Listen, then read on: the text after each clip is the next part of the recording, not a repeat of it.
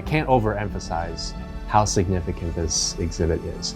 It's exceptionally rare.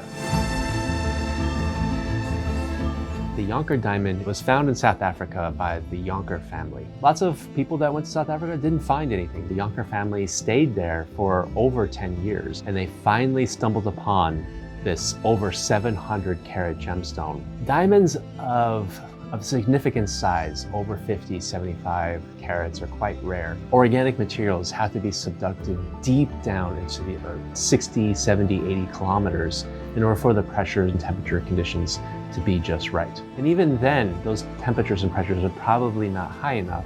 So the big diamonds, like the Jonker, must have grown 200 to 300 kilometers below the surface of the earth. To get those gems to the surface of the earth takes quite a bit of force. They have to travel that distance without being broken apart into smaller gems or just dissolving back into Earth's crust.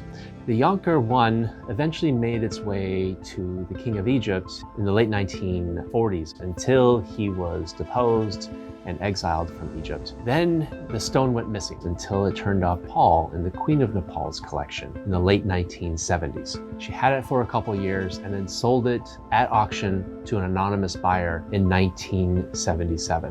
From 1977 to now, nobody knew where the diamond was.